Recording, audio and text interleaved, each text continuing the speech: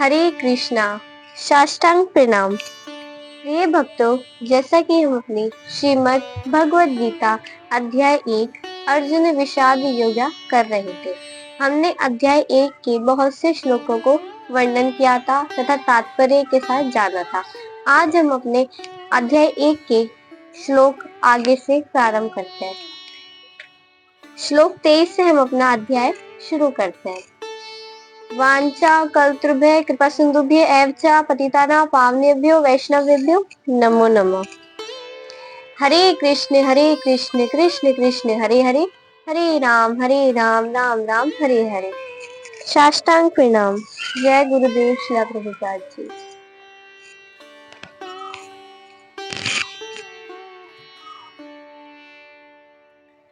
अध्याय 1 का श्लोक 23 इस प्रकार से होता है। योत्स्यमानवेक्षेऽहं या इत्यत्र समागता धार्तराष्ट्रस्य दुर्बुद्धे युद्धे प्रिये चिकीर्षवः। अर्थात इस प्रकार से होता है, मुझे उन लोगों को देखने दीजिए जो यहाँ पर धृतराष्ट्र के दुर्बुद्धि पुत्र दुर्योधन को प्रसन्न करने की इच्छा से लड़ने के लिए आए हुए हैं। इस श्लोक के माध्यम से अर्जुन जी श्री कृष्णा जी से ये कह रहे हैं कि मुझे उन लोगों को देखने दीजिए जो यहाँ पर धृतराष्ट्र के जो दुर्बुद्धि पुत्र हैं दुर्योधन, उनको प्रसन्न करने की इच्छा से लड़ने के लिए आए हुए हैं। तात्पर्य हम विस्तार पूर्वक जानते हैं। ये सर्व विदित था कि दुर्योधन जो थे वो अपने पिता धृतराष्ट्र की 60 गांठ से पापपूर्ण योजनाएं बनाकर पांडवों के राज्य को हड़पना चाहते थे। दुर्योधन जी पापपूर्ण योजना बनाकर जो पांडवों का जो हिस्सा था उसे हड़पना चाहते थे, जो राज्य था उनका। अतः जिन समस्त लोगों ने दुर्योधन का पक्ष ग्रहण किया था वे उन्हीं के समान धर्मा रहे होंगे। यानी एक तो दुर्योधन जी थे वो अधर्मी थे, ऊपर से उन्होंने पापपूर्ण योजनाएं बनाकर पांडवों का सारा राज्य छीन लिया। अतः जिन समस्त लोगों ने दुर्योधन जी का जो पक्ष लिया था वे उन्हीं के समान धर्मी थे, यानी वो अधर्मी थे, सब उन्हीं के समान धर्मी रहे होंगे। अर्जुन जी युद्ध प्रारंभ होने के पूर्व ये तो जान लेना चाहते थे कि कौन कौन से लोग आए हुए हैं। वे ये जानना चाहते थे कि जिनसे उन्हें संघर्ष करना है वो कौन कौन लोग हैं जो आए हुए युद्ध में। ये भी तथ्य था कि वह उनकी शक्ति का जिसका उन्हें सामना करना था अनुमान लगाने से उन्हें देखना चाह रहे थे। वे ये देखना चाह रहे थे कि उन्हें किनसे युद्ध करना है और शक्ति का अनुमान लगाना चाह रहे थे कि कौन कौन से योद्धा आए हैं। यद्यपि अर्जुन जी अपनी विजय पर तो विश्वास था उन्हें, जो अर्जुन जी थे उन्हें पूरा विश्वास था निश्चित ही उनकी विजय होगी, क्योंकि कृष्ण जी उनके साथ साक्षात विराजमान थे। इस प्रकार से हमारा 23वां श्लोक यहीं से समाप्त होता है। हम अपने आगे का श्लोक शुरू करते हैं। अध्याय 1 का श्लोक 24। संजय उवाच एव मुक्तो हृषीकेशो गुडाकेशेन भारत सेनयोरुभयोर्मध्ये स्थापयित्वा रथोत्तमम्। इस प्रकार से हम अर्थात जानते हैं। संजय ने कहा, हे भरतवंशी। संजय जो धृतराष्ट्र जी से कह रहे हैं, हे भरतवंशी धृतराष्ट्र जी। अर्जुन द्वारा इस प्रकार संबोधित किए जाने पर भगवान श्री कृष्ण ने दोनों दलों के बीच उस उत्तम रथ को लाकर खड़ा कर दिया। इस श्लोक के माध्यम से जो संजय जी हैं वो अपने जो राजा हैं, जो धृतराष्ट्र जी हैं, उन्हें ये बताना चाह रहे हैं कि अर्जुन जी ने ये शब्द कहे भगवान श्री कृष्ण से और भगवान श्री कृष्ण जी ने उनका रथ दोनों सेनाओं के बीच में लाकर खड़ा कर दिया। तात्पर्य हम विस्तार पूर्वक जानते हैं। ये जो श्लोक है जो अभी हमने जाना, इस श्लोक में अर्जुन जी को गुडाकेश कहा गया है। अर्जुन जी को इस श्लोक में गुडाकेश कहा गया है। गुडाका का अर्थ है नींद। अब ये गुडाका जो शब्द है उसका अर्थ है नींद, और नींद जो नींद को जो जीत लेता है वह गुडाकेश है। यानी जो नींद को जीत लेता है वह गुडाकेश है। नींद का अर्थ यहाँ पर अज्ञानता से भी है, यानी जो नींद है वो अज्ञानता से भी है, तथा अर्जुन जी भगवान श्री कृष्ण की मित्रता के कारण नींद तथा अज्ञानता दोनों पर विजय प्राप्त कर चुके थे। कृष्ण जी के भक्त के रूप में वह कृष्ण जी को क्षण भंग भर भी भूल नहीं पाया करते थे। यानी जो अर्जुन जी थे वो श्री कृष्ण जी को एक भी समय के लिए नहीं भूलते थे, वो सदैव ही उनको याद रखते थे। और यही भक्त का स्वभाव ऐसा ही होता है, वो भगवान श्री कृष्ण को कभी नहीं भूलते थे।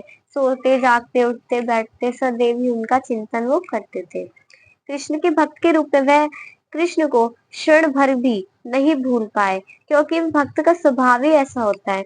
यहाँ तक कि चलते फिरते सोते बस वो कृष्ण के नाम रूप गुणों तथा लीलाओं के चिंतन से भक्त कभी मुक्त नहीं रह सकते। और अर्जुन जी भी इस प्रकार के ही भक्त थे जो सदैव भगवान का चिंतन करते थे। अतः कृष्ण का भक्त उनका निरंतर चिंतन करते हुए नींद तथा अज्ञान दोनों को जीत सकता है। यानी भगवान श्री कृष्ण जी के जो भक्त होते हैं वो नींद तथा अज्ञान दोनों को जीत सकते हैं। किस प्रकार? उनका निरंतर चिंतन करके। इसी को कृष्ण भावनामृत या समाधि कहते हैं। जब हमारा पूर्ण जो हमारा ध्यान है वो परमेश्वर की ओर चले जाता है तो उसी को कृष्ण भावनामृत या समाधि कहते हैं। प्रत्येक जीव की इंद्रिया तथा मन के निर्देशक अर्थात ऋषिकेश के रूप में भगवान श्री कृष्ण अर्जुन जी के मंतव्य को समझ गए कि वे क्यों सेनाओं के मध्य रथ को खड़ा करवाना चाहते थे। अतः उन्होंने वैसा ही किया जैसा अर्जुन जी ने उन्हें कहा। अब इस श्लोक के माध्यम से भगवान श्री कृष्ण जी को ऋषिकेश कहा गया है। ऋषिकेश यानी जो समस्त इंद्रियों के स्वामी है वो हमारे भगवान श्री कृष्ण, उनको ऋषिकेश कहकर संबोधित किया गया है। इस प्रकार से हमारे ये वाला श्लोक यहीं से समाप्त होता है।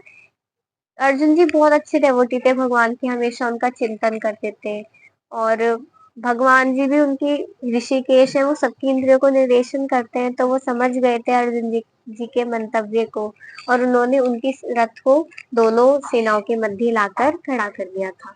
इस प्रकार से हमारा श्लोक जो 24 है वो यहाँ से समाप्त हुआ। हम श्लोक 25 को पढ़ते हैं, जानते हैं। अध्याय 1 का श्लोक 25। भीष्म द्रोण प्रमुक्तः सर्वेषां च महीक्षिताम् उवाच पार्थ पश्यन्ता समवेतान् कुरुनिति।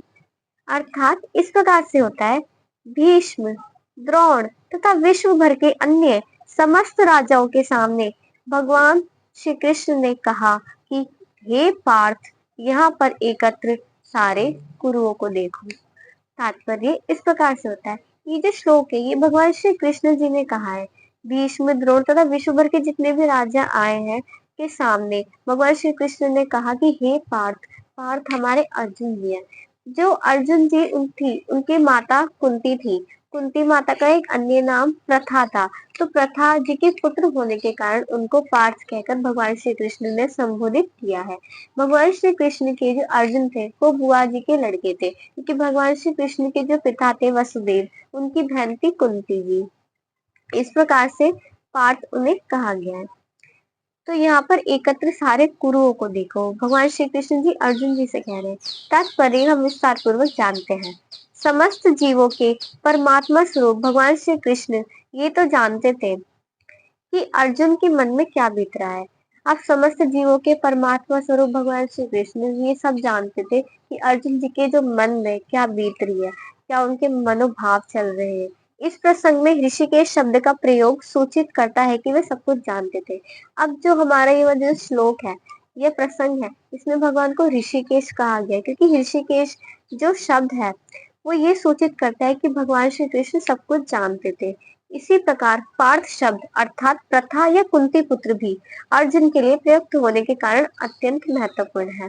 मित्र के रूप में अर्जुन जी को बता देना चाहते थे, क्योंकि अर्जुन उनके पिता वसुदेव की बहन प्रथा के पुत्र थे, इसलिए उन्होंने अर्जुन जी का साथ भी बनना स्वीकार किया, जैसे कि हमने अभी जाना था, चर्चा की थी। किंतु जब उन्होंने अर्जुन जी से कुरुओं को देखो कहा तो इससे उनका अभिप्राय था, क्या अभिप्राय था? क्या अर्जुन जी वहीं पर रुककर युद्ध नहीं करना चाहते थे? कृष्ण जी अपनी बुआ प्रथा के पुत्र से कभी भी ऐसी आशा नहीं कर सकते थे कि वह युद्ध नहीं करेंगे। इस प्रकार से कृष्ण जी ने अपने मित्र की मन स्थिति को पूर्ण सूचना परिहासवश दी है। यानी भगवान श्री कृष्ण जी को लग रहा था कि अर्जुन जी युद्ध करने से मतलब पीछे हट रहे हैं, क्योंकि वो उनकी मनस्थिति जानते थे। तो उन्होंने वो ऐसी उम्मीद नहीं कर सकते अर्जुन जैसे योद्धा जी से, जो इस प्रकार की मतलब मोह के कारण वो युद्ध का त्याग कर रहे हैं। तो इस श्लोक का जो अर्थात तात्पर्य था यहीं से समाप्त हुआ। हम अपनी श्रीमद् भगवद गीता की जो अध्याय की जो कुछ श्लोक है यहीं से समाप्त करते हैं। हरे कृष्ण, साष्टांग प्रणाम।